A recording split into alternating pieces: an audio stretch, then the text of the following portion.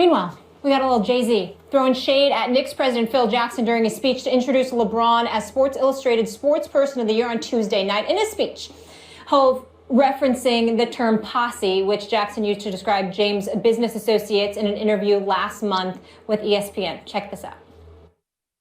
We know where we come from. We do understand where we come from, and the only difference between us and someone who has their MBA from Wharton or Sloan or Berkeley or Stanford is opportunity. LeBron James has provided his friends with that opportunity, and as we witness their development, and if we're looking up at the scoreboard, very few businessmen are better than Maverick Carter, Rich Paul, Randy Mims, and all the rest of the posse behind the scenes that make it look like they're just hanging out. Congrats to Jay-Z. Max, do you think, congrats to LeBron. Did I just say congrats to Jay-Z? Go ahead. I don't know. Is Jay-Z right to call out Phil?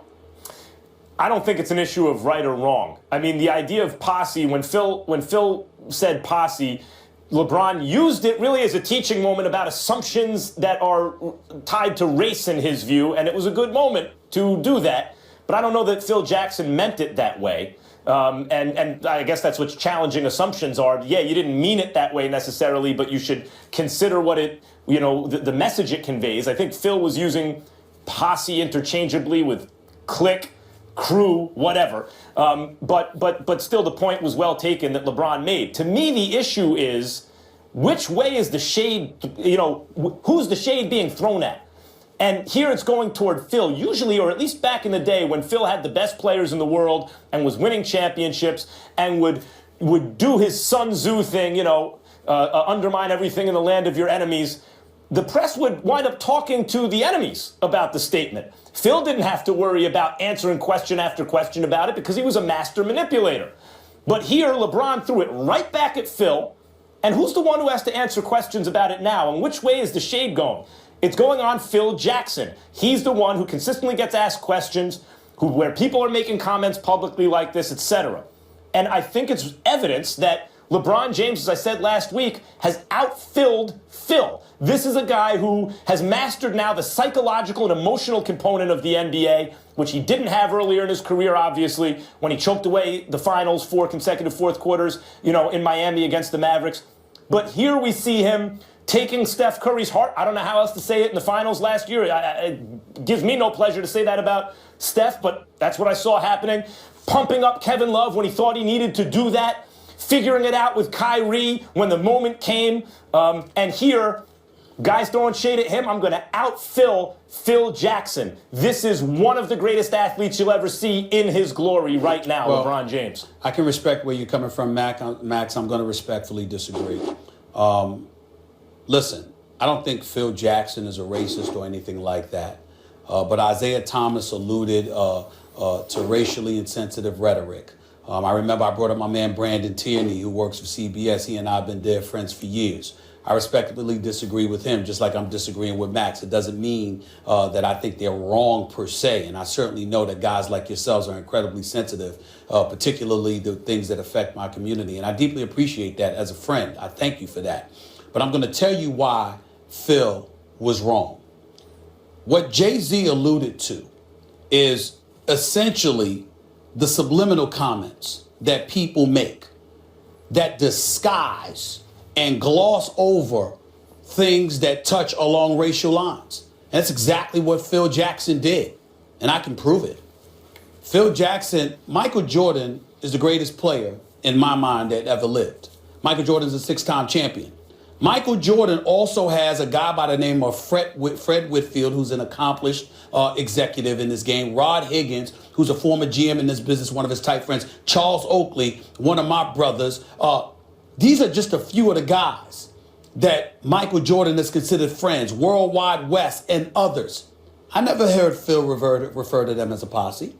I never heard Phil to refer to Shaq's crew with Uncle Jerome and Mark Stevens and the rest of the crew. I never heard him refer to them as a posse. I never heard him say anything about who Kobe Bryant hangs with.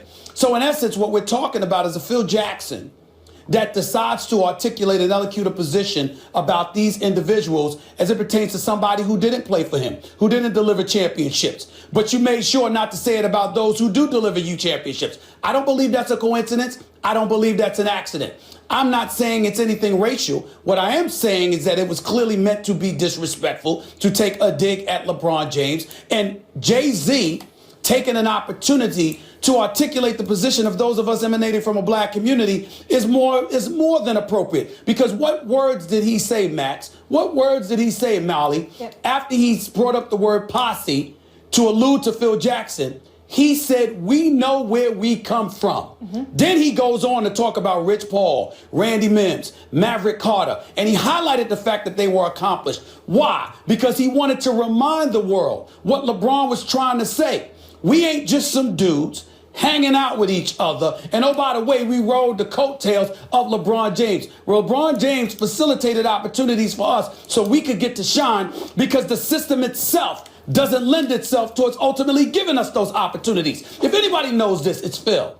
And so for Phil to say that about LeBron James, he knew what he was doing. It had nothing to do with it. May not be racial or whatever, but he knew what he was doing. Max, this is what I think. Hold on, Max, 1 second before you go, because I want to add more context. Remember that when he made these comments also, he was certainly throwing shots at LeBron because then he tried to misconstrue the scenario where he was trying to hang out with his boys. It was a Wednesday and have Thanksgiving when he was really trying to have his team over Thanksgiving. So he was and the team playing waiting. Yes, right, and all of that. So there was more to it. He was definitely trying to take shots at him. That's Phil just bad-mouthing the opposition. That's what he does. Now, I want to but it's wrong to hold on, Max. It's wrong. I want to get to you. It's wrong to just attacking his simplify it character. like that. Come on, Max. It's more than that. It's not just going after the competition. It's not just doing that. That's what he does. He undermines the competition sometimes by attacking their character. Yes. Let me tell you what I think right now. Let me tell you what I no, it's not. That's my point. Yeah. LeBron is in control of the situation. Good for him. This is what I think Phil Jackson was guilty of. In his idea, his strategy, undermine the opposition. What tactics did he use? Well, the tactics were to point to something that he has experienced, I'm sure, in the NBA, which is when you see a player and some people that he grew up with, generally they're enablers and hangers-on, etc. And what Phil Jackson was guilty of was generalizing. When you want to make that point, you need to be specific. And Phil was not looking at the details. LeBron James doesn't have hangers-on around him. He has people to whom he has afforded opportunity, and those who have excelled given that opportunity are around LeBron James, and they're there on the merit. That's not generally the way it appears to me. Phil Jackson has seen it work. So he's guilty here of generalizing about LeBron, not paying attention to detail, and that is cousin to stereotyping. Max, want me to tell you what Phil Jackson is really guilty of, if we really want to just close this out? Want me to tell you what he's really guilty of? He's guilty of what a lot of black folks suspect about what white folks think of us. You're comfortable with us being the show, but you ain't comfortable with us owning it.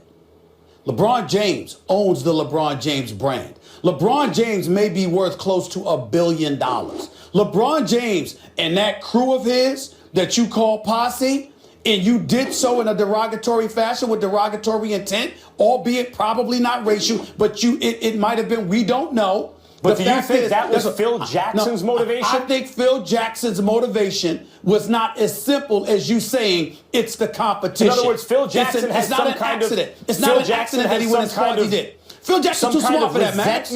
I'm saying, are you saying that unconsciously even Phil Jackson may have some kind of resentment about young African-American men having ownership stake? Because it doesn't seem that way to me. Wait a minute. I don't know that. What I do know is him bringing up the team playing and how they had to wait for LeBron, how Spoelstra needed to call. Paint him as a diva. How Spoelstra needed to call Riley, etc., leading up to his comments. Phil is too intelligent, has been around too many black folks. He knows how that would be interpreted. He didn't care. That's not an accident. There was more to this. I find it hard to believe he would. Okay, go ahead. Well, just because it's hard to believe don't mean you can't believe it. It just means that it's hard. Right. But don't mean that you'll believe it. It means it hasn't persuaded me, but I hear you. Okay. All right. We'll leave it there. Got the big in the room. It's about winning. That's what it comes down to. And Jim Harbaugh's that guy. I mean, he went to Michigan. They were losing. All of a sudden, they were back in. They were the Michigan that we knew of old. He went to Stanford and said, I'm going to beat you at USC. Everyone laughed at him, and guess what? They started beating USC. And that offensive line can be fixed. It really can be fixed. But you got to get the right person in line to fix that. Look, if Kevin Demoff and Stan Kroenke want to win, you have to put the right people at the head. You really do. That's what it comes down to. I feel bad for the fans, and I feel terrible for the players, and that's no fun. Eric Dickerson will get his VIP treatment back, rightfully so. That was him on AM 570 LA saying he wants Jim Harbaugh as the next head coach of the Rams after Jeff Fisher was fired yesterday. Max, who do you think should be the next head coach in LA?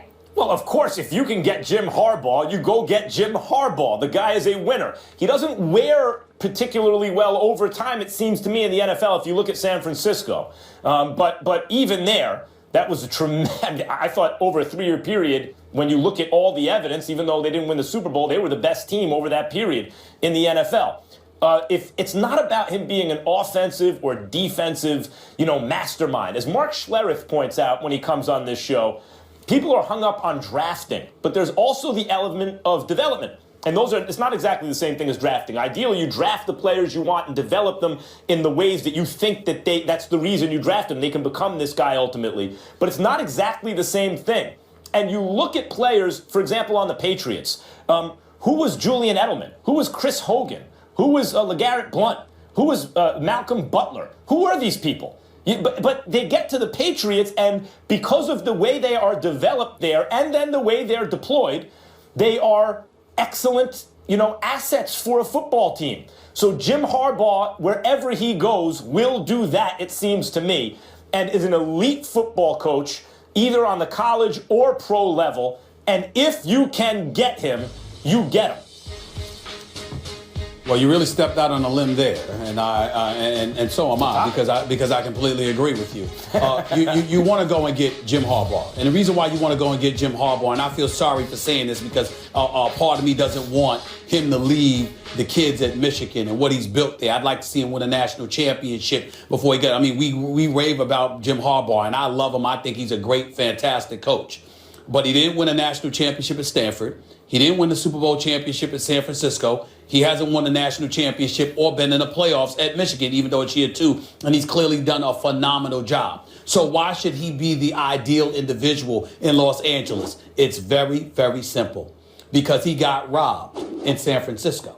The fact of the matter is the San Francisco 49ers, they set up there and they made him the scapegoat. Trent Baalke and Chip Kelly shouldn't be there as far as I'm concerned. What they did to Jim Harbaugh is an absolute travesty. And the fact that he could end up in Los Angeles, out on the West Coast, in the same division as the San Francisco 49ers, I think would be poetic justice. And I think it's something that we all should clamor to take place. I definitely think that's the way to go.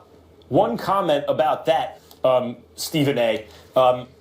There are managers and coaches in every team sport who mean a tremendous amount to turning around the fortunes of the team. I think about Billy Martin in baseball. He was worth, he could take a last place team the year before, and just through not even acquiring players, using them certain ways and just being a brilliant baseball guy, win the division the very next year, come in second place, just a total turnaround that's unlike anybody else. And I think Harbaugh is that kind of guy. He's so intense, he can do that immediately. Like that year, you go from terrible to really, really good. But Billy Martin was not a long-term answer for a franchise or a team because the intensity burnt those guys out. And the only reservation I have for Harbaugh's candidacy as a head coach in the NFL is in college with the turnaround of players, the turnover rather, every several years, and the fact that they are college kids and you can coach them a certain way, that intensity maybe wears better. And I wonder if in the NFL, it's not that I would ever pass on Harbaugh, I would take him, he'll make you good right away. But it will be interesting to see if and when he has his next stop at the NFL level, whether that wears well over time. And maybe it's with the front office that it doesn't wear well, I don't know. But it seems to me it's possible that his level of intensity will make you great for 3 or 4 years, and then it may be time to move on. I'd like to see him again in the NFL. It'll be interesting to see their laundry list of candidates right now, former coaches and obviously coordinators. But what an opportunity to turn around football in the city of Los Angeles, that sunshine. Obviously, a lot of work to do. Here's the beauty of it. There's nowhere to go but up. Exactly. It's been so awful. The bar is It's set been nice so awful. and low. The bar is set nice and low. And Jim Harbaugh is like the Larry Brown of football. He's Mr. Fix-It. Let's see what he does. Let's see if that's something that he would take. But they would be smart to extend the opportunity to. It'll be interesting to see how it plays out. Coming up next.